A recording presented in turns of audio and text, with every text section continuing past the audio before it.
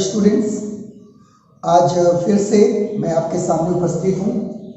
Class 12th mathematics की probability में exercise 13.3 हमारी चल रही थी पिछले लेक्चर्स में। इसमें हम लोग क्वेश्चन नंबर 10 तक सॉल्व कर चुके थे और आज हम लोग क्वेश्चन नंबर 11 सॉल्व करने के लिए चलेंगे। उससे पहले मैं कुछ आपसे बात करना चाहता हूँ कि इस समय ये बड़ा कठिन समय है हमारे देश के लिए, पूरे विश्व के लिए, जिसमें कि कोविड-19 से हमारा देश और पूरा विश्व लड़ रहा है। इसलिए हम लोगों ने ये पहल करके कि आपके द्वारा इस पढ़ाई को पहुंचाया जा सके अच्छे से अच्छे तरीके से, पूरी कोशिश हम लोगों ने की है। और आप घर में ही रहिए, गवर्नमेंट के द्वारा दी गई जो भी एडवाइजरी है उसको पूरी तरीके से ओबे करें आप, और घर में रहें, अपना और अपने परिवार का ख्याल रखें, खासकर बुजुर्गों का और अपने घर के बच्चों का।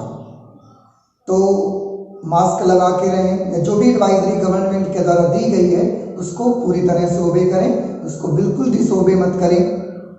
वो आपकी और आपके परिवार की सुरक्षा के लिए ही है। तो इन्हीं बातों के साथ मैं चलता हूँ क्वेश्चन नंबर 11 देखने के लिए। एंड आई होप कि मुझे उम्मीद है कि आप जरूर हमारी बातों को मानेंगे और गवर्नमेंट के द्वारा दी गई एडवाइजरी का ओबे करेंगे। ओके, क्वेश्चन नंबर 11 में पढ़ता हूँ। लिखा हुआ है, एक व्यावसायिक निर्माता के पास ए, बी तथा सी मशीन ऑपरेटर हैं। एक व्यावसायिक निर्माता है, कोई व्यवसाय करता है, बिजनेस है उसका, और वहां पर कुछ सामग्री बनती है। उस निर्माता के पास ए, बी तथा सी 3 मशीन ऑपरेटर है। एक मशीन ऑपरेटर ए, एक मशीन ऑपरेटर बी और एक तीसरी मशीन ऑपरेटर सी है। प्रथम ऑपरेटर ए 1% खराब सामग्री उत्पादित करता है। जो पहला मशीन ऑपरेटर ए है उसमें जितने भी प्रोडक्ट बनते हैं, जितनी भी सामग्री बनती है, उसका 1% खराब आता है। मशीन ऑपरेटर जो बी है उसमें से 5% और सी से 7% खराब सामग्री उत्पादित होती है। कार्य पर ए का कुल समय का 50% लगाता है। मतलब जितनी भी देर वो सामग्री उत्पादन होने में लगता है उसमें से 50% समय मशीन ऑपरेटर ए लगाता है। बी कुल समय का 30% तथा सी कुल समय का 20% लगाता है।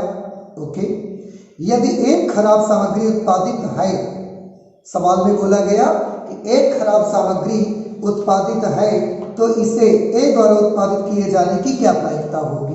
देखिए, उन्होंने बताया कि एक खराब सामग्री उत्पादित हुई है तो वो खराब सामग्री 3 मशीन ऑपरेटर्स ए, बी, सी में से ए के द्वारा उत्पादित की गई है। इस बात की प्रोबेबिलिटी क्या होगी, ये आपको पता लगाना है। ओके, चलते हैं कैलकुलेट करने। तो यहाँ पर सबसे पहले बात ध्यान देने की ये है कि पहले सामग्री उत्पादित होगी या पहले वो सामग्री खराब होगी। तो जाहिर सी बात है, बड़ा सीधा सा आंसर है कि पहले वो सामग्री उत्पादित की जाएगी और बाद में वो सामग्री पता चलेगा कि ये खराब है या अच्छी है, जैसे भी है। जो काम पहले होता है वही तो हमारे सैंपल स्पेस के पार्टीशन बनते हैं, तो उनको हम पार्टीशन बना लेते हैं। तो पहले क्या काम हुआ, पहले मशीन ऑपरेटर्स के द्वारा सामग्री को उत्पादित किया जाएगा। यही हमारे 3 पार्टीशन बनेंगे क्योंकि 3 मशीन ऑपरेटर है यहाँ पर।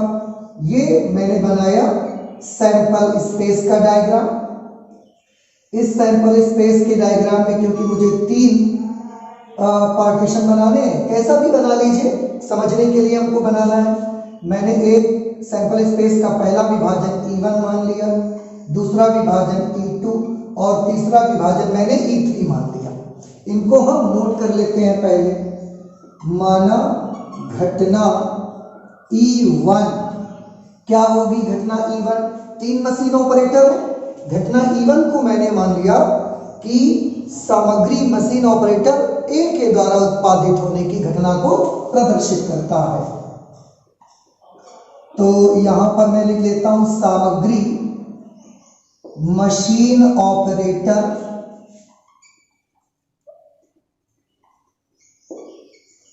सामग्री मशीन ऑपरेटर ए के द्वारा उत्पादित होने की घटना को प्रदर्शित करता है। तो E1 किसको रिप्रेजेंट करती है? इवेंट सामग्री मशीन ऑपरेटर ए के द्वारा उत्पादित होने की घटना को रिप्रेजेंट करती है। इसी प्रकार E2 सामग्री मशीन ऑपरेटर बी के द्वारा उत्पादित होने की घटना को प्रदर्शित करती है। और E3 हमने मान लिया सामग्री मशीन ऑपरेटर सी के द्वारा उत्पादित होने की घटना को प्रदर्शित करती है, इवेंट E3। तो ये तो हो गए हमारे सैंपल स्पेस के विभाजन। मैं इसको लिख भी देता हूं that E1, E2, E3 are the partitions of sample space. तो मैं फिर से एक बार बता दूं, मशीन ऑपरेटर्स 3 हैं, ए, बी और सी। उनसे सामग्रियां उत्पादित की जाती हैं। तो उनसे जो सामग्रियां उत्पादित की जाती हैं उनमें से कुछ सामग्रियां खराब भी होती हैं। तो सामग्री का खराब होना और उत्पादित होना, इन तीन दोनों में पहले कौन सा काम होगा? पहले तो सामग्री उत्पादित होगी। तो सामग्री के उत्पादित होने की जो घटनाएं हैं वो हमारे सैंपल स्पेस के विभाजन बनेंगे। क्वेश्चन के लास्ट में उन्होंने बोला कि यदि एक खराब सामग्री उत्पादित है तो इसे ए द्वारा उत्पादित किए जाने की प्रायिकता क्या है? यानी कि खराब सामग्री उत्पादित होना ये बेटा एक कॉमन इवेंट होगी। कॉमन इवेंट कैसे? कि अगर मशीन ऑपरेटर ए के द्वारा सामग्री उत्पादित हुई है तो भी तो वो खराब हो सकती है, चांसेस है उसके। सामग्री मशीन ऑपरेटर बी के द्वारा उत्पादित की गई है तो उसके भी खराब होने के चांसेस हैं। सामग्री मशीन ऑपरेटर सी के द्वारा उत्पादित की गई है तो भी तो उसके खराब होने के चांसेस हैं, बुक में दिया हुआ है ये तो यहां पर हमारी जो कॉमन इवेंट बनेगी जाकर के वो क्या बनेगी? माना घटना ए। कॉमन इवेंट क्या बनेगी? कॉमन इवेंट बनेगी खराब सामग्री उत्पादित होने की घटना। एक खराब सामग्री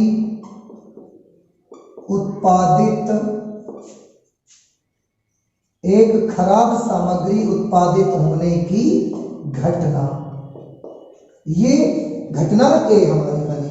अब हमेशा की तरह मैं आज भी वही करूंगा, मैं सबसे पहले लिख लेता हूं ज्ञात करना। इससे मुझे काफी सुविधा मिलती है। क्या मुझे ज्ञात करना है? ज्ञात तो प्रोबेबिलिटी ही करनी है, लेकिन किस चीज की प्रोबेबिलिटी पता लगानी है, किस बात की प्रोबेबिलिटी पता लगानी है, ये हम आपको बताते हैं। आप भी पढ़िए, सवाल क्वेश्चन का लास्ट पार्ट देखें।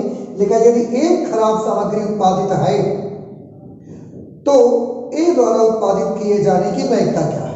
आप जब क्वेश्चन पढ़ रहे हैं तो आपको इस हिस्से में खुद एक चीज समझ में आ रही होगी। उन्होंने कहा कि यदि एक खराब सामग्री उत्पादित है, यानी कि एक खराब सामग्री उत्पादित हुई है, ये बात तो हमको मालूम है कि एक खराब सामग्री उत्पादित हुई है। और जो बात बेटा हमको ज्ञात होती है उसको तो हम डिनोमिनेटर में लिखते हैं। तो एक खराब सामग्री उत्पादित हो गई है, ये बात हमको ज्ञात है, तो हमने ए को डिनोमिनेटर में कर लिया। तो इससे ए द्वारा उत्पादित किए जाने की प्रायिकता क्या होगी? इसे मशीन ऑपरेटर ए के द्वारा उत्पादित किए जाने की प्रायिकता, अर्थात E1 की प्रायिकता हमको चाहिए। तो E1 की प्रायिकता हमको मालूम करनी है, हमने न्यूमरेटर में लग दिया। और एक खराब सामग्री उत्पादित तो हुई है, ए को हमने डिनोमिनेटर में कर दिया, बस इतना हमको करना है। And this I will have to find. Okay, अब इसको देख करके आप खुद बेटा समझ सकते हैं कि यहां पर मुझे थ्योरम ऑफ टोटल प्रोबेबिलिटी लगानी पड़ेगी या बेस थ्योरम लगानी पड़ेगी। तो मैं फिर से बता दूं, सैंपल स्पेस के एक से ज्यादा विभाजन है, कंडीशनल प्रोबेबिलिटी भी है, इसलिए बेस थ्योरम ही यहां पर काम करेगी। तो यहां पर मैं लिख देता हूं बेस थ्योरम से। बेस थ्योरम में इसके लिए क्या फॉर्मूला बनाया हुआ है? Probability of E1 upon A is equal to probability of E1 into probability of A upon E1 upon, because there are 3 partitions of sample space, so I will have to write here 3 terms with plus probability of E1 into probability of A upon E1 plus probability of E2 into probability of A upon E2 plus probability of E3 into probability of A upon E3। ये formula रहेगा।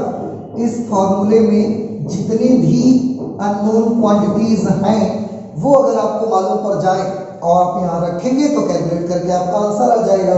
कौन कौन से unknown quantities है देखिए, probability of E1, probability of E2, probability of E3, probability of A upon E1, probability of A upon E2 and the last one is probability of A upon E3। अगर ये सारी values आपको मिल जाती हैं तो आपके लिए यहाँ पर रखकर उसे सॉल्व करना बेहद आसान हो जाएगा। तो चलिए मैं आपको बता देता हूँ that what are the required values. इसे सॉल्व करने के लिए मुझे कौन कौन सी वैल्यूज की जरूरत है, आवश्यकता है, वो मैं कर लेता हूँ। दो प्रोबेबिलिटी ऑफ E1 मुझे जरूरत है, प्रोबेबिलिटी ऑफ E2 मुझे जरूरत है, प्रोबेबिलिटी ऑफ E3 की भी मुझे जरूरत है। इसके बाद probability of A upon E1 मुझे जरूरत है, probability of A upon E2 की भी मुझे आवश्यकता है और probability of A upon E3 की भी मुझे रिक्वायरमेंट है। तो प्रोबेबिलिटी ऑफ E1 का क्या, पहले मतलब समझिए। E1 क्या है? सामग्री मशीन ऑपरेटर ए के द्वारा उत्पादित होने की घटना। तो E1 घटना है, लेकिन प्रोबेबिलिटी ऑफ E1 सामग्री मशीन ऑपरेटर ए के द्वारा उत्पादित होने की प्रायिकता। अब क्वेश्चन में आते हैं। क्वेश्चन में एक जगह लिखा हुआ है कार्य पर ए कुल समय का 50% लगाता है। ए कुल समय का 50% लगाता है, मतलब जो भी सामग्री बनती है उसमें मशीन ए में आधा समय तो मशीन ए में लगता है। अगर बेटा आधा समय मशीन ए में लगता है तो मशीन ए से जो सामग्रियां बनती हैं उनकी प्रायिकताएं क्या होंगी? 50%। 50% मीन्स 50 अपॉन 100 मीन्स 1/2 कर सकते हैं हम इसको। Now probability of E2, machine operator B के अंदर जो सामग्री बनती है उसके उत्पादित होने की प्रोबेबिलिटी कितनी है? तो क्वेश्चन में लिखा है बी कुल समय का 30% लेता है। 30% लेता है तो 30 अपॉन 100 मीन्स 3 अपॉन 10। एक एक जीरो से इसका एक एक जीरो हमने कैंसिल कर दिया, या 0 से 0, 5 1 are 5, 5 2 are 10।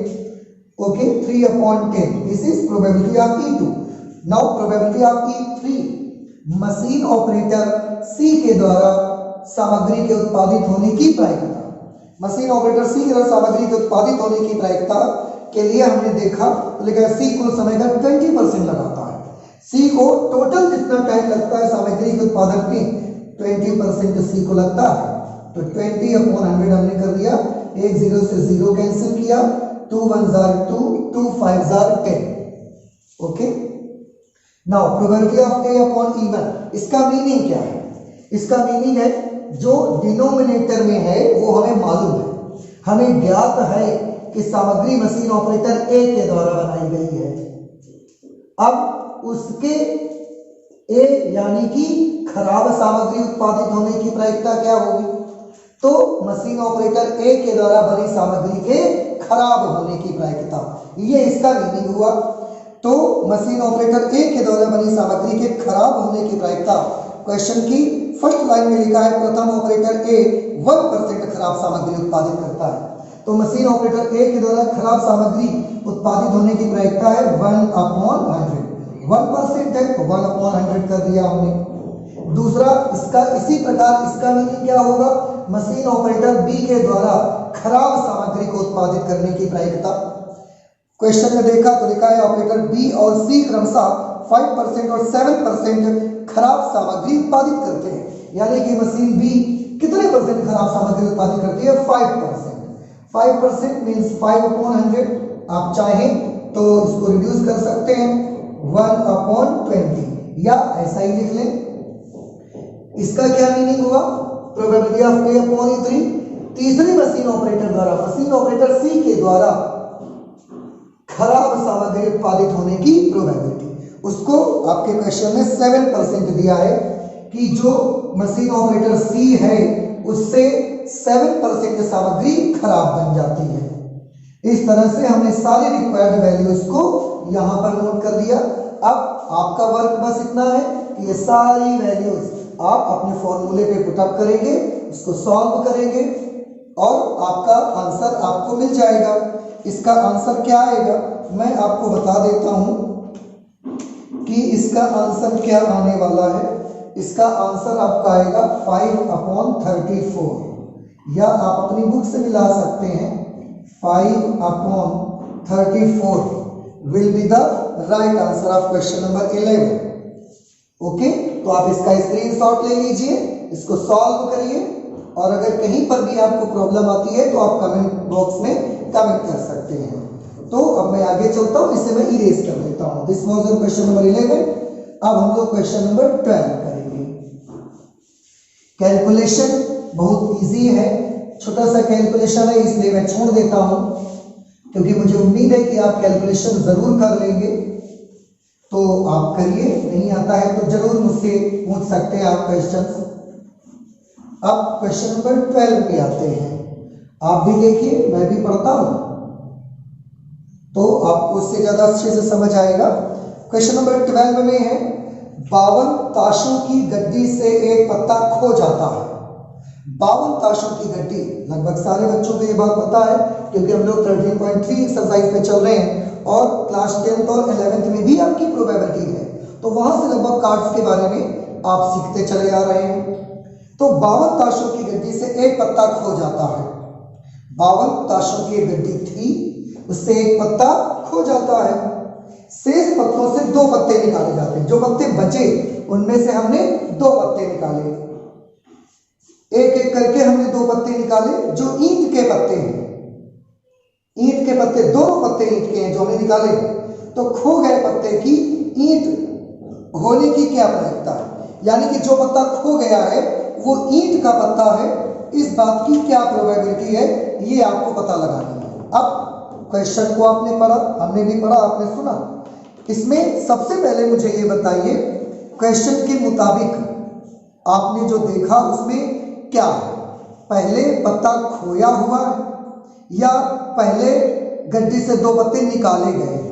तो क्वेश्चन को आप चाहे तो मैं फिर से पढ़ देता हूं कि 52 ताशों की गड्डी से एक पत्ता खो जाता है, शेष पत्तों से 2 पत्ते निकाले जाते हैं। मतलब बिल्कुल साफ है आपके सामने कि पहले पत्ता खोया हुआ है, बाद में 2 पत्ते निकाले जाते हैं। तो बोले जो ईंट के पत्ते हैं, तो खो गए पत्ते की ईंट होने की प्रायिकता क्या है, यानी कि पहले पहला पत्ता क्या हुआ होगा, पहले पत्ता खोया होगा। तो ये हमारे सैंपल स्पेस के पार्टीशन बन जाएंगे।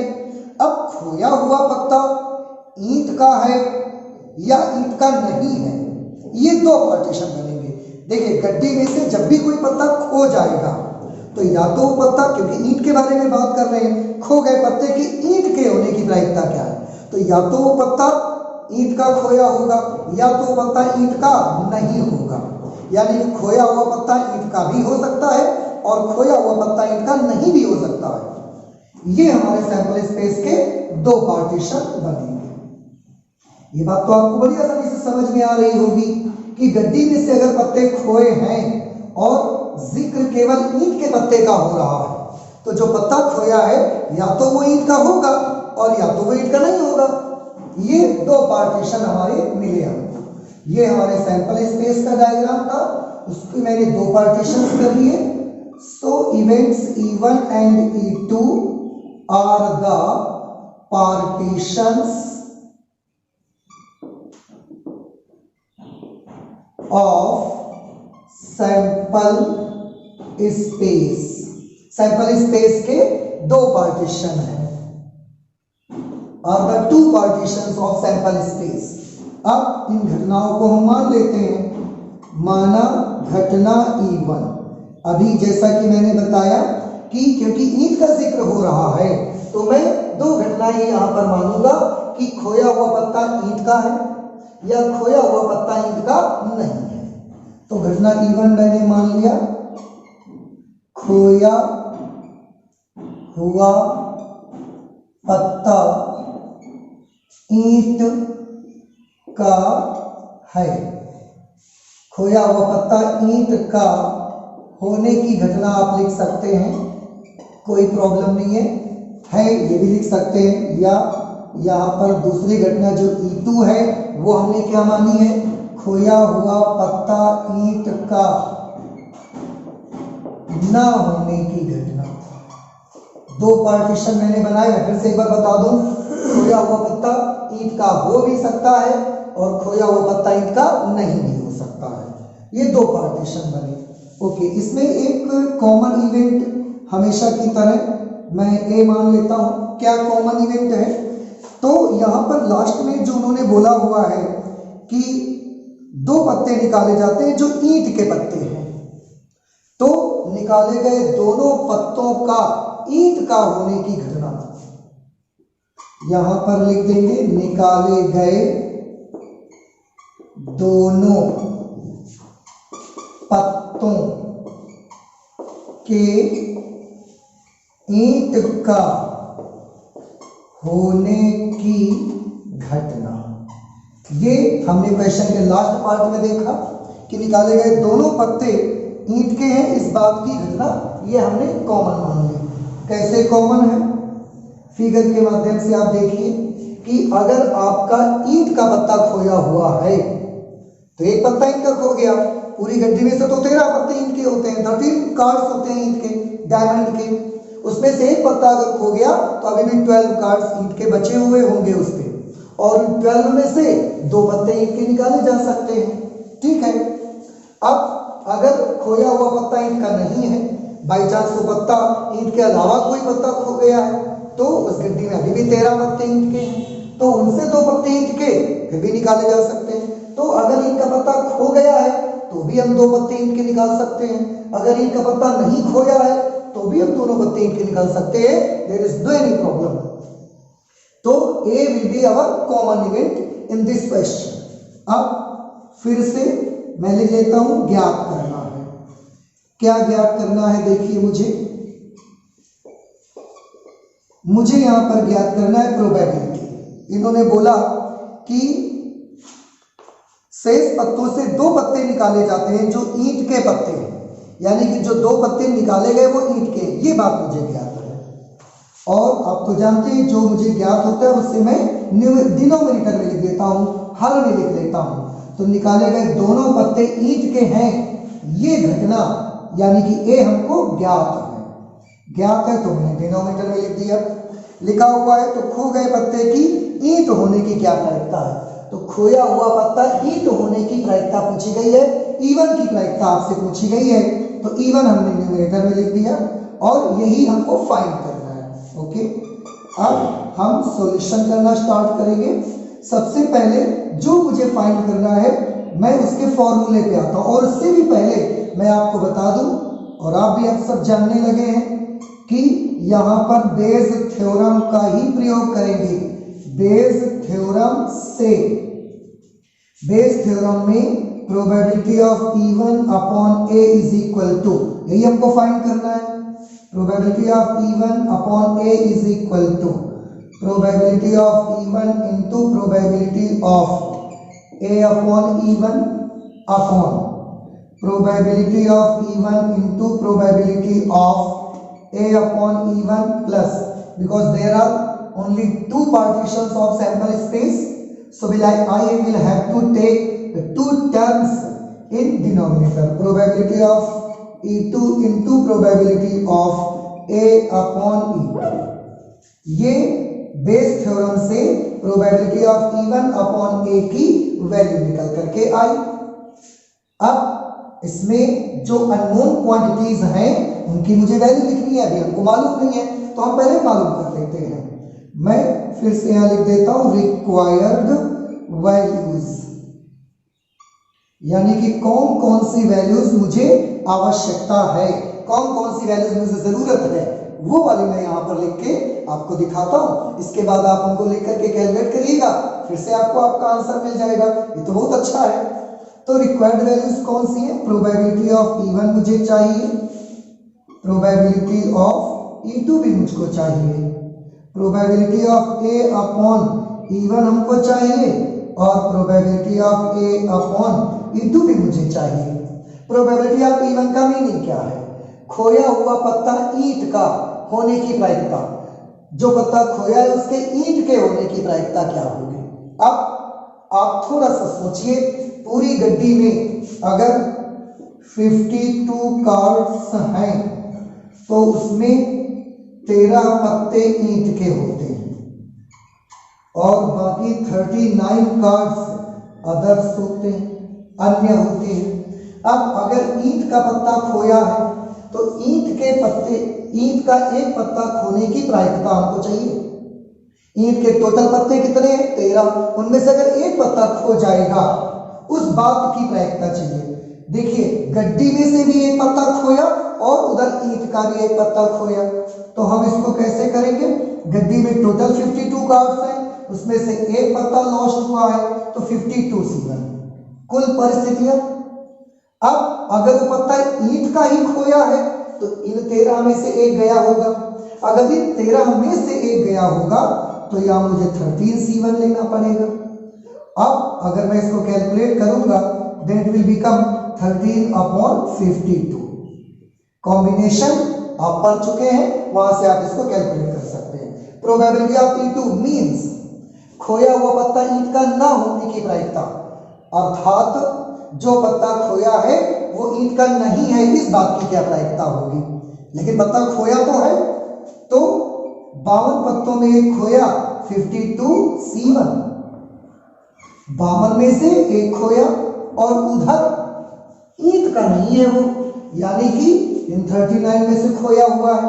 तो अगर इन 39 में से एक खोया तो उसके लिए मैं क्या लिख सकता हूं? उसके लिए मैं लिखूंगा 39 C1। इसको कैलकुलेट करेंगे 39 अपॉन 52। ये भी कैलकुलेट हो सकता है, ये भी कैलकुलेट हो सकता है, आप चाहे तो कैलकुलेट कर लीजिएगा। अच्छा, probability of A upon E1। A upon E1 का मतलब क्या है? A अपॉन E1 का मतलब है ईंट का पत्ता खो गया है, खोया हुआ पत्ता ईंट का है। एक ईंट का पत्ता खो गया है, अब दोनों पत्ते ईंट के निकाले गए हैं। आप देखिए, निकाले गए पत्ते ईंट के होने की प्रायिकता हमको चाहिए। अब हमें ये पता है कि गड्डी में टोटल 52 कार्ड्स थे, उसमें से एक पत्ता खो गया है और वो पत्ता किस चीज का है? ईंट का ही पत्ता खो गया है। उसके बावजूद उससे बारी बारी से 2 पत्ते निकालने की प्रोबेबिलिटी हमको चाहिए। अब इसको मैं थोड़ा सा आपको समझाने की कोशिश करता हूं, आप ध्यान से देखिए जरा इसे। टोटल पूरी गड्डी में कितने कार्ड्स होते हैं? 52 कार्ड्स। एक पत्ता अगर खो गया तो कितने कार्ड्स बचे? 51 कार्ड्स बचे। 51 में से बात यहां पर किसकी हो रही है? काहे का पत्ता खोया है? ईंट का पत्ता खोया है। तो बेटा 52 में से एक खोया तो 51 बचे, लेकिन वो पत्ता किसका खोया है? ईंट का। तो गड्डी में ईंट के कितने पत्ते होते हैं? टोटल 13। अगर ईंट का एक पत्ता खो गया है तो ईंट के कितने पत्ते बचे हैं गड्डी में? 12 ही बचे, क्योंकि ये शर्त हमको बताती है कि खोया हुआ पत्ता ईंट का है। तो उसके बाद गड्डी से एक पत्ता ईंट का खो गया है। अब आप खुद सोचिए, गड्डी में 12 पत्ते अभी भी ईंट के हैं और 39 कार्ड्स जो हैं वो अभी भी अदर्स हैं। ऐसी सिचुएशन पे, अब ये सिचुएशन हमारे सामने है, ऐसी सिचुएशन पे अगर ईंट के 2 पत्ते मैं बारी बारी से निकालता हूं, पहले एक फिर एक, तो उस सिचुएशन में क्या प्रोबेबिलिटी होगी? टोटल प्रोबेबिलिटी, क्योंकि मैंने 2 पत्ते निकाले हैं। अब आप सोचिए, ईंट के पूरे 52 पत्ते हैं, जब एक पत्ता इससे निकालेंगे, 2 पत्ते निकाले गए हैं बारी बारी से, एक पत्ता निकालेंगे तो पहले 12/51, क्योंकि 12 पत्ते थे। देखो 51 टोटल है, उनमें से 51 में से एक निकला, इधर 12 में से एक निकला, तो 12 C1/51 C1 12/51 हो गया। ठीक है, लेकिन हमें तो 2 निकालने हैं, तो अब एक और निकालो बेटा। 12 थे, 51 यहाँ थे, इसमें से 1 निकाल दिया तो यहाँ भी 1 कम हो गया, यहाँ बचे 50 और यहाँ कितने बचे 11। अब उन 11 में से फिर एक मैं निकालना चाहता हूं, तो 11/50। इस पॉइंट को अच्छे से समझिए। फिर से एक बार मैं आपको बता देता हूं। 52 कार्ड्स थे टोटल। 52 कार्ड्स में से एक कार्ड ईंट का खो गया। इसके मुताबिक ईंट का खोया है, खो जाने के बाद फिर दोनों पत्ते ईंट के चाहिए हमको, तो 51 बचे। अब 51 में क्योंकि ईंटे का पत्ता खोया है तो 12 ईंट के बचे, 39 अदर्स बचे। अब 12 ईंट के पत्ते हैं, 51 कुल पत्ते हैं, तो अब एक पत्ता जब निकालोगे तो 12/51। अब एक पत्ता निकाल दिया आपने तो ईंट के बचे 11 और कुल बचे 50। अब फिर एक ईंट का निकाला तो 11/50 और आ गया, क्योंकि बारी बारी से हमने 2 पत्ते खींचे हुए यहाँ पर, ये आ गए। अब इसकी बात करिए, और क्योंकि काम दोनों हुए हैं तो मल्टीप्लिकेशन कराएंगे। 2 में से 1 होता तो प्लस करते, काम दोनों हुए हैं तो मल्टीप्लिकेशन ही मुझे करना पड़ेगा। प्रोबेबिलिटी ऑफ A/E2 की वैल्यू, E2 से क्या मतलब, हम जान गए कि जो पत्ता है वो ईंट वाला नहीं खोया है, कोई और पत्ता खोया है, ईंट का पत्ता नहीं खोया। अगर ईंट का पत्ता नहीं खोया तो अदर्स में से एक खोया होगा। उस समय फिर अगर अदर्स का एक पत्ता खो गया, ईंट के 13 पत्ते बरकरार रहेंगे, फिर उनमें से एक पत्ते 2 पत्ते निकालने की प्रोबेबिलिटी क्या होगी। दूसरा कंडीशन क्या है कि इस बार ईंट के पत्ते नहीं खोए हैं, तो ईंट के 13 पत्ते हैं, और ये वाले कितने हो गए, ये वाले 38 बचे खाली, क्योंकि अदर्स 39 होते हैं, लेकिन इस बार ईंट का ना खोकर अदर्स में से एक चला गया तो 38 कार्ड्स ही बचे केवल इस बार। अब ईंट का पत्ता नहीं खोया है, अदर्स से एक पत्ता खोया है। अब फिर से मुझे 2 पत्ते ईंट के चाहिए, पहले एक पत्ता निकालो फिर एक पत्ता निकालो। ईंट का अगर पहला पत्ता निकालेंगे तो प्रोबेबिलिटी कितनी, 13/51, 13/51। अब ईंट का एक पत्ता निकल गया, लेकिन हमको तो 2 चाहिए, तो अब एक और निकालो। ईंट का बेटा जब एक पत्ता निकल गया तो यहां से भी एक कम हुआ, यहां से भी एक कम हुआ। अब यहां बचे 12 और यहां बचे 50, तो मैंने कर दिया 12/50, 12/50। ये प्रोबेबिलिटी ऑफ A/E2 की वैल्यू मिल गई। और इस तरीके से सारी वैल्यूज अब आपके सामने है, सारी रिक्वायर्ड वैल्यूज आपके सामने है। आपको बस इस फॉर्मूले पे पुटअप करना है, जैसे ही पुट करेंगे सॉल्व करके आपको आपका आंसर मिल जाएगा। ये एक बहुत अहम फिगर है, इससे पहले भी मैंने 2 फिगर्स बनाए हैं, उनके आप स्क्रीनशॉट समय समय पर लेते रहिए, ताकि ये आपको समझाता रहेगा कि कैसे हमने प्रोबेबिलिटीज फाइंड की है। अब जैसे ही वैल्यूज लिखोगे सॉल्व होकर आपका आंसर आ जाएगा, तो आप स्क्रीनशॉट ले लीजिए। मैं इसका आंसर बता देता हूं आपको, हालांकि आपके पास भी बुक होगी तो आप भी आंसर जानते होंगे। इसका आंसर आएगा 11/50। After solution you will get your answer. Okay, तो स्क्रीनशॉट ले लिया होगा आपने। अब मैं इसको इरेज कर देता हूं। अब अगले क्वेश्चन पे आते हैं, 13 नंबर क्वेश्चन। इसको मैं इरेज कर देता हूं यहां से। क्वेश्चन नंबर 13, अगर आपके पास बुक है आपके पास में तो पढ़ें, आप पढ़ लेंगे तो क्वेश्चन को जब मैं पढ़ूंगा तो आपको उसको सोचना, उसको समझना काफी आसान हो जाएगा। इसलिए क्वेश्चन नंबर 13 पे आ जाते हैं हम लोग। क्वेश्चन नंबर 13 पे है, ए द्वारा सत्य बोलने की प्रायिकता 4/5 है। होगा कोई व्यक्ति ए, उसके सच बोलने की प्रायिकता 4/5 है, मतलब लगभग 5 बातों में से 4 बातों में वो सच बोल देता है, एक बात में वो असत्य बोल देता है, झूठ भी बोलता है। एक सिक्का उछाला जाता है तथा ए बताता है कि चित्र प्रदर्शित हुआ, तो वास्तविक रूप से चित्र प्रकट होने की प्रायिकता क्या होगी। मतलब एक सिक्का उछाला गया और उस व्यक्ति, जो ए व्यक्ति था, उसने हमको बताया कि इस सिक्के में चित्र प्रकट हुआ है, क्योंकि उसका बताना, वो कभी कभी झूठ भी बोलता है, कभी कभी सच भी बोलता है, तो हम बताने पर पूरा भरोसा नहीं कर सकते उसके। चित्र प्रदर्शित हुआ है, तो वास्तविक रूप में चित्र प्रकट होने की क्या प्रायिकता होगी। अब फिर से सोचिए और आप मुझे बताइए, यहां 2 काम हुए। एक, सिक्का उछाला गया, दूसरा सिक्का उछाला गया तो उसमें हेड या टेल कुछ आया। दूसरा काम ये हुआ कि उस व्यक्ति ए ने ये बताया कि इस पर चित्र प्रदर्शित हुआ है। अब आप सोचिए, पहले सिक्का उछाला गया होगा तो हेड और टेल आया होगा पहले, या पहले उसने बताया होगा।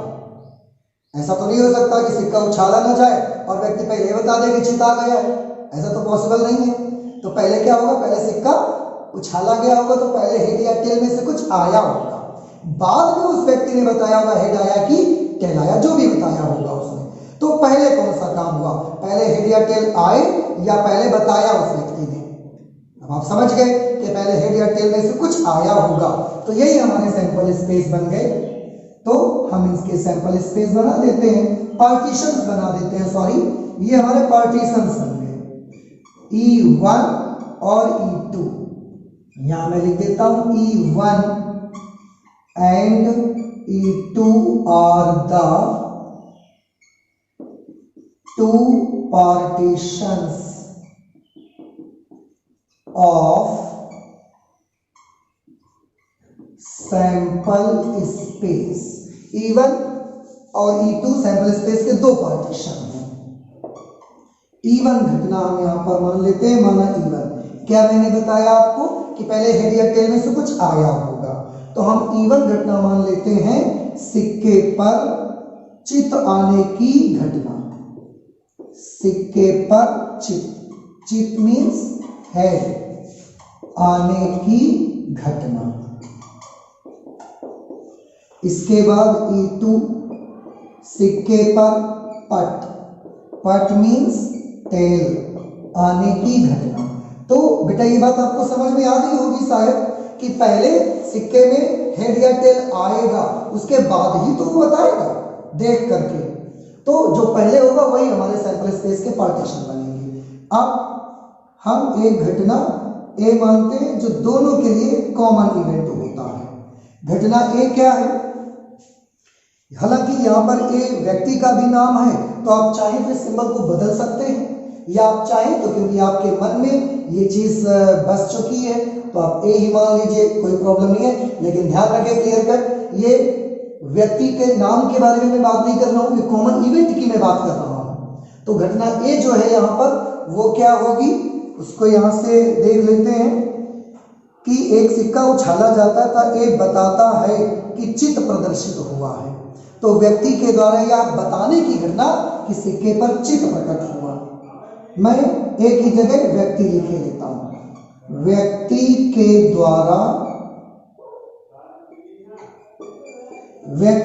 द्वारा या बताने की घटना कि सिक्के पर चित्र प्रकट हुआ है, चित्र प्रकट हुआ है। ये हमारी कॉमन इवेंट हो गई। आप देख सकते हैं यहां पर मैं फिगर में शो कर दूं आपको, अगर सिक्के पर चित्र आया तो भी वो चित्र बता सकता है क्योंकि वो सच भी बोलता है, और अगर सिक्के पर चित्र नहीं आया तो भी वो ये कह सकता है कि चित्र आया क्योंकि कुछ कंडीशंस में वो झूठ भी बोलता है। तो हो सकता है ऐसा। अब सबसे पहले मैं नोट कर लूंगा ज्ञात क्या मुझे करना है। ज्ञात करना है प्रोबेबिलिटी। किस बात की प्रोबेबिलिटी मुझको फाइंड आउट करनी है? तो मुझे जो प्रोबेबिलिटी फाइंड आउट करनी है, इसमें क्वेश्चन का लास्ट पार्ट में पढ़ता हूं हमेशा की तरह। तो क्वेश्चन का लास्ट पार्ट लिखा है कि एक सिक्का उछाला जाता था, एक बताता है कि चित्र प्रदर्शित हुआ। यानी कि ये वाली बात हमको मालूम हो गई। कौन सी वाली बात? कि व्यक्ति ने यह बताया है कि सिक्के पर चित्र प्रकट हुआ। और जो बात मुझे मालूम हो गई उससे मैं डिनोमिनेटर में लिख देता हूं। मतलब सिक्का उछाला गया, हेड या टेल को उछाया और हमने नहीं देखा, हमने उस व्यक्ति की बात पे भरोसा किया कि क्या आया। तो उस व्यक्ति ने क्या बताया कि चित्र आ गया, तो हमने देख लिया, तो हमें ये बात पता चल गई कि चित्र आ गया। और जो बात मुझे पता लग गई क्योंकि उसने हमको बता दिया तो हमको पता लग गई, उसको हमने डिनोमिनेटर में लिख दिया। तो वास्तविक रूप में चित्र प्रकट हुआ है, इस बात की क्या प्रायिकता होगी? सिक्के पर चित प्रकट हुआ है, इस बात की क्या प्रायिकता होगी, यानी कि E1 की प्रायिकता आपको चाहिए। व्यक्ति ने बताया कि चित प्रकट हुआ, तो वाकई में चित प्रकट होने की प्रायिकता बताइए, ये हमको फाइंड आउट करना है। इसके बाद हम लोग सॉल्यूशन पे आ जाते हैं। सबसे पहले आप सब समझ गए हैं कि इस पर हम लोग बेस थ्योरम ही लगाएंगे। बेस थ्योरम से क्यों लगेगी, एक से ज्यादा पार्टीशन है सैंपल स्पेस के और कंडीशनल प्रोबेबिलिटी है, इसलिए बेस थ्योरम यहाँ पर जरूरी होगा आपको लगाना। बेस थ्योरम से इसका क्या फॉर्मूला बनेगा, probability of E1 upon A is equal to probability of E1 into probability of A upon E1 upon probability of E1 into probability of A upon E1 plus probability of E2 into probability of A upon E2। अब इस फॉर्मूले पे जो भी unknown quantities हैं पहले उनका मुझे पता लगाना होगा, और जब पता लग जाएगा तो हम रख देंगे, फॉर्मूले के आंसर आ जाएगा।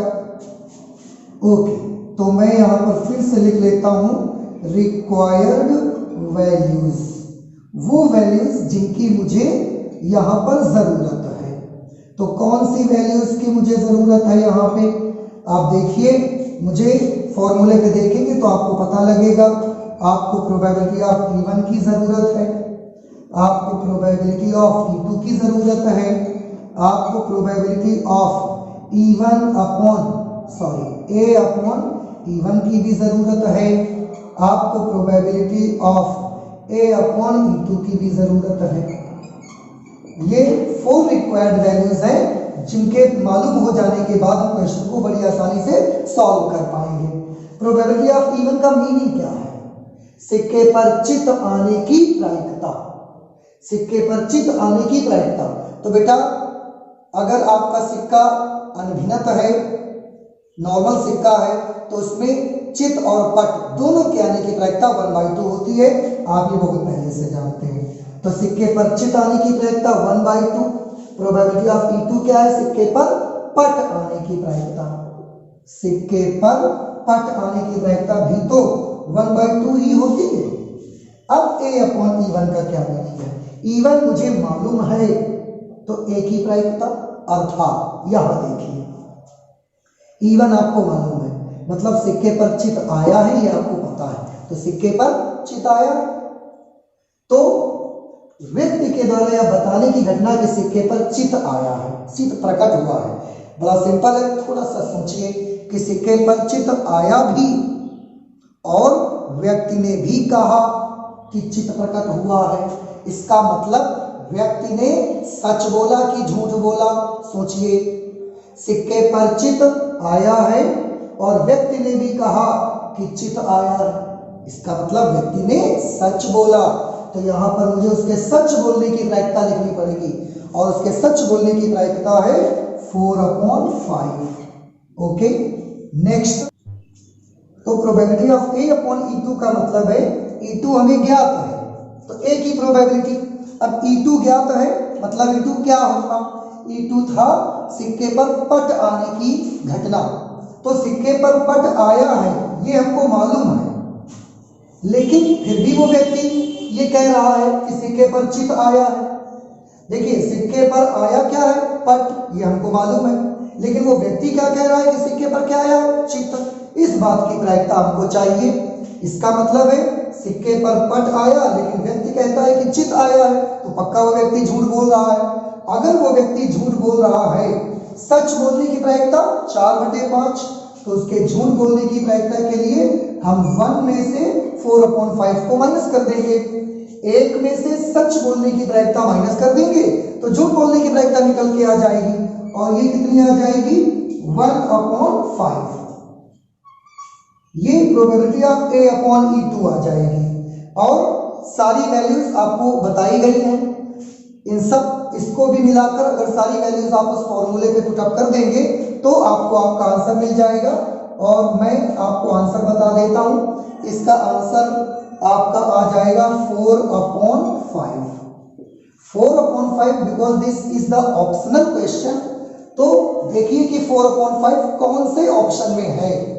हमने देखा बुक में, तो 4/5 हमारा ऑप्शन ए में है, इसलिए हमारा option A will be the right answer. Okay, so this was your question number 30। अब हम चलते हैं नेक्स्ट क्वेश्चन पे, क्वेश्चन नंबर 14। और क्वेश्चन नंबर 14 आपकी इस एक्सरसाइज का लास्ट क्वेश्चन भी है, तो उसको भी हम लोग देख लेते हैं बस थोड़ी सी देर और। 14 क्वेश्चन नंबर 14 में है कि यदि ए और बी ऐसी घटनाएं हैं कि A is proper subset of B and probability of B is not equal to 0, तो निम्न में से कौन सा ठीक है? ऑप्शन लिखे हुए हैं। ए ऑप्शन में लिखा है probability of A upon B is equal to probability of B upon probability of A. Option B में है probability of A upon B is less than probability of A. Option C है probability of A upon B is greater than और equal to probability of A. And option D है इनमें से कोई नहीं, इनमें से कोई नहीं, नन ऑफ दिस, इनमें से कोई नहीं। अब आपको देखना ये है, ये कंडीशंस आपको दी गई हैं, ये गिवन कंडीशंस हैं, इनकी हेल्प लेकर के इनमें से कौन सा सही है आपको बताना है। A is proper subset of B.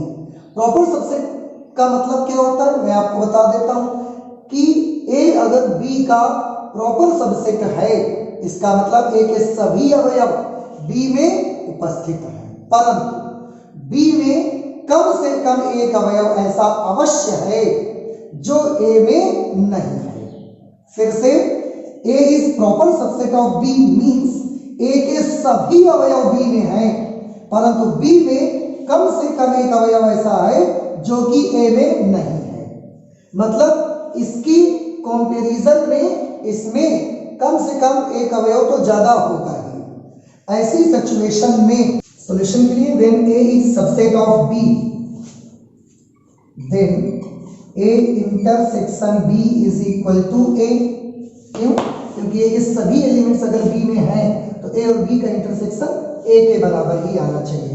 At that situation अगर मैं number of elements in A intersection B लिखता हूं तो वो number of elements in A के इक्वल होगा। अगर मैं probability of A intersection B लिखता हूं तो वो प्रोबेबिलिटी ऑफ ए के इक्वल हो जाएगा। अब मुझे इनकी वैल्यूज चाहिए, तो probability of A upon B आप देख सकते हैं सबका लेफ्ट हैंड साइड आपका probability of A upon B है। अगर इसको मैं सॉल्व करूंगा कंडीशनल प्रोबेबिलिटी का formula probability of A intersection B upon probability of B. Probability of A intersection B is equal to, मैं प्रोबेबिलिटी ऑफ ए लिख सकता हूं अपॉन प्रोबेबिलिटी ऑफ बी। आप ध्यान से देखें कि probability of A intersection B first option में probability of A intersection B की वैल्यू है probability of B upon probability of A. Probability of A upon B की वैल्यू है probability of A upon probability of B. आप देख रहे हैं ये मैच नहीं कर रहा, इसलिए ये ऑप्शन नहीं हो सकता, रॉन्ग ऑप्शन। दूसरे के लिए हम ये देख सकते हैं यहां पर probability of A upon probability of B, इसकी वैल्यू निकल करके आई probability of A upon probability of B. इसके बाद मैं इसको ऐसे भी कुछ लिख सकता हूं, मैं यहां पर ले सकता हूं probability of A upon probability of B है ये, मैं इसको number of elements in A upon, या प्रोबेबिलिटी ऑफ ए अगर है तो इसको आप ले सकते हैं number of elements in A upon number of elements in sample space. Probability of B को क्या लिख सकते हैं number of elements in B upon number of elements in sample space. इससे ये कैंसिल हो जाएगा तो number of elements in A upon number of elements in B, ये इसकी वैल्यू एक्चुअल आ जाएगी। अब जो दो ऑप्शन मुझे बाद के मिल रहे हैं उसमें ये तो है, तो इसकी वैल्यू तो हमने ये भी निकाल ली है, ये भी निकाल ली है। जिसकी जरूरत पड़ेगी हम उससे समझ लेंगे।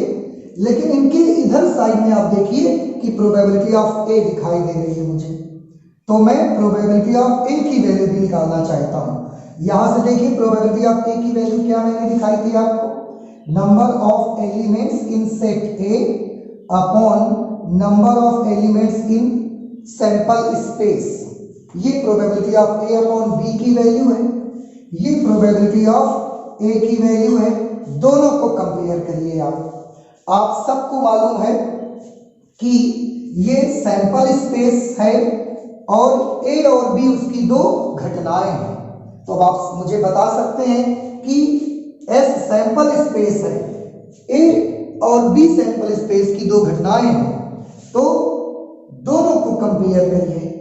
न्यूमरेटर दोनों के सेम आ रहे हैं, डिनोमिनेटर में इसमें number of elements in sample space है और यहां पर बी के एलिमेंट्स हैं। किसमें एलिमेंट ज्यादा होंगे? आंसर है बी के एलिमेंट या तो सैंपल स्पेस के एलिमेंट के बराबर हो सकते हैं या तो बी के एलिमेंट सैंपल स्पेस के एलिमेंट से कम होंगे। भाई अगर एस सैंपल स्पेस है, ए और बी उसकी घटनाएं हैं, तो सैंपल स्पेस में या तो इस घटना के बराबर ही एलिमेंट हो सकते हैं और या तो सैंपल स्पेस में इस घटना से ज्यादा ही एलिमेंट होंगे। तो बेटा दोनों के न्यूमरेटर तो इक्वल है, डिनोमिनेटर दोनों के मैंने देखा तो या तो ये इसके बराबर होगा और या तो इसकी वैल्यू ज्यादा होगी। अगर इसकी वैल्यू ज्यादा होगी तो ये वैल्यू कैसी हो जाएगी, इसका हर बड़ा होगा तो ये नंबर कैसा हो जाएगा, छोटा हो जाएगा। मींस प्रोबेबिलिटी ऑफ ए जो होगा वो छोटा हो सकता है क्योंकि ये बड़ा होगा, और अगर दोनों के एलिमेंट बराबर हुए तो इक्वल भी हो सकता है। किसके? इसके। तो probability of A upon B should be greater than और equal to probability of A, और ये हमें कहां दिखाता है? ऑप्शन सी में। तो हमारा ऑप्शन सी बिल्कुल करेक्ट आएगा। आप एक बार फिर से देख सकते हैं, इसकी वैल्यू है ये और प्रोबेबिलिटी ऑफ ए की वैल्यू है ये। दोनों को ध्यान से देखिए, दोनों के न्यूमरेटर सेम है। एस सैंपल स्पेस में बी के अपेक्षा या तो ज्यादा एलिमेंट होंगे या बराबर एलिमेंट होंगे। अगर इसमें ज्यादा है तो ये कम हो जाएगा, अगर बराबर है तो दोनों वैल्यूज बराबर आ जाएंगी। देखिए, तो या तो ये इसके बराबर होगा और या तो ये छोटा होगा, क्योंकि इसके एलिमेंट ज्यादा हो सकते हैं तो ये छोटा होगा। तो probability of A upon B की वैल्यू या तो प्रोबेबिलिटी ऑफ ए के बराबर होगी या इसकी वैल्यू इससे ज्यादा होगी, क्योंकि इसमें ऐसे कम एलिमेंट हो सकते हैं और ऐसा हमें ऑप्शन सी में दर्शाता है, इसलिए ऑप्शन सी हमारा राइट आंसर होगा। तो आप इसको देख लें, समझें। अगर नहीं आता है तो कमेंट बॉक्स में कमेंट कर सकते हैं। और इस तरह से एक्सरसाइज 13.3 हमारी पूरी तरीके से कंप्लीट हो गई है। नेक्स्ट 13.4 के इंट्रोडक्शन में हम लोग मिलेंगे नेक्स्ट वीडियो के साथ। Okay, thank you.